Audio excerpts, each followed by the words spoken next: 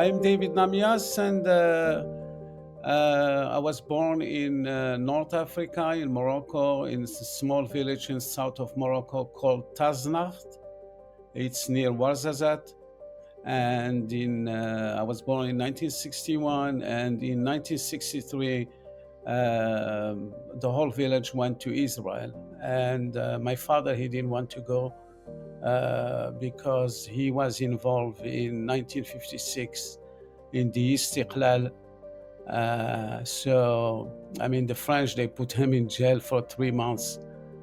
So my father, he was very attached to Morocco. He never wanted to leave Morocco. He was basically the last Jew in Taznakht. And so we moved to Casablanca, and in 1975, I left Morocco. I went to France to have some education. In 1977, I went to Montreal. I studied in college in Montreal till 1980. In 1980, I came to New York. In 1968, my two brothers, they left to Israel. And in 1984, my mother and my sister, they moved to New York. My father, he was very attached to Morocco. So he spoke Berber, he spoke Moroccan. So he could not exactly leave Morocco because he had so many history in his life in Morocco that he could never leave Morocco. Many times he will come to United States, he will stay here a month, 2 months, and then he will go back to Morocco.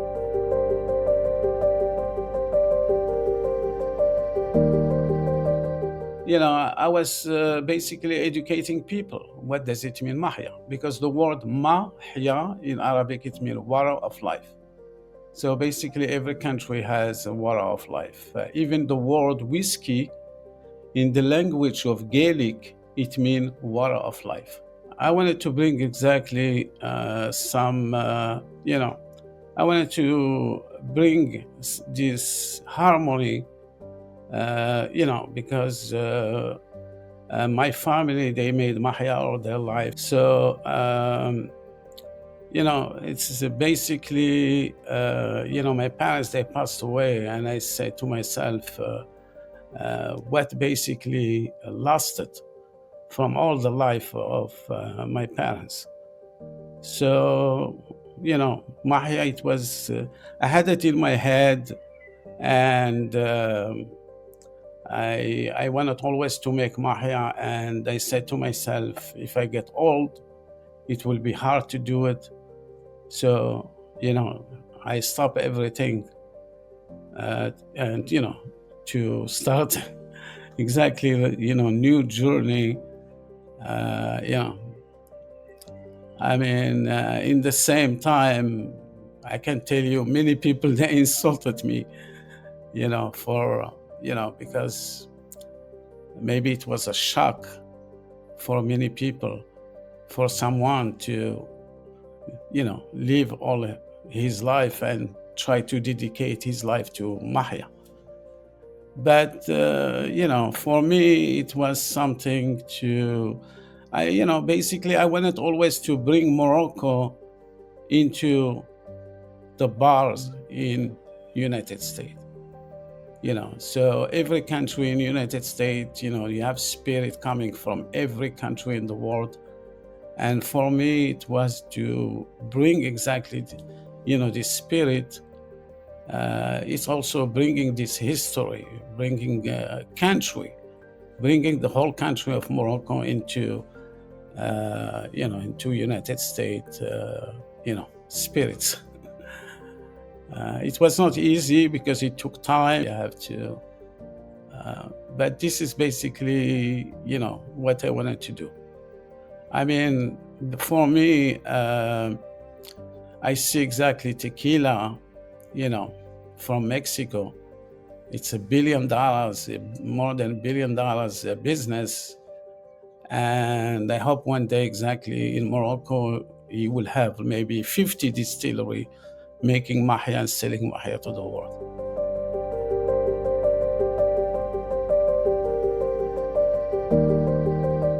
Mahia basically was always in Morocco for hundreds of years.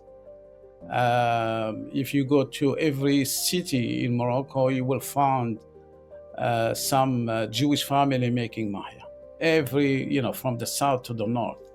So it was always in Morocco. It was always in tradition.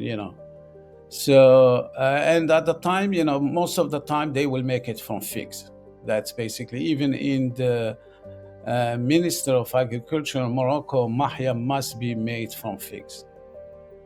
To call it Mahia, it's like if you want to call whiskey, you want to call it a bourbon, it has to be made 51% from corn.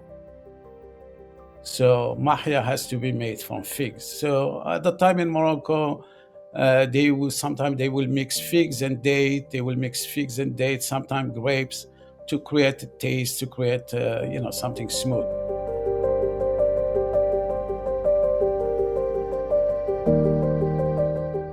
Here in the United States, in Yonkers, where I distill Mahia, I import figs, and it's 100% figs, and we crush the figs, we ferment it, we put some yeast, and after that we distill, the fermentation. Right now we have different equipment, which is big equipment. And, the taste sometimes comes a little different. At the time in Morocco, they used to have small equipment, so definitely the taste will be slightly different. But we do the same process, the same thing, And here in the United States, many people, they love it. We have it in many bars. We have it in Florida. We have it in Epcot Center in the Moroccan Pavilion. We have it in Georgia in many bars. In New York in many bars. And right now we export it to Morocco. We sold it to Canada one time, but it was very hard to do business with. But right now we're trying to bring it to France. Because of the taxes and all type of things. So it's very hard when you export. When I export Mahia to another country, I sell it much cheaper than if I will sell it here in New York. So basically, we don't make money when we export it. We want just like people to know about it, So. But we're trying to export it, but you need money. You need a lot of resource to travel to many countries. But in every place that I brought Mahia, people, they love it,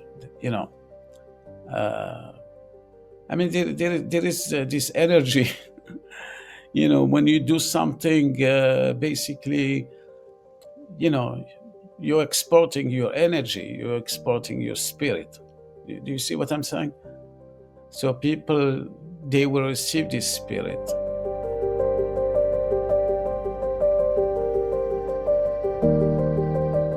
For many years, basically, you see, when I was young, every year, half of my class, they will leave. They will leave to France, to Canada, to United States, to Israel. So every time, so I grew up in a time where I was basically disturbed by this idea that I have to leave Morocco. Do you see what I'm saying? So let's say I was like 10, 12 years ago, I see a lot of population, Moroccan Jewish population, leaving Morocco for another country.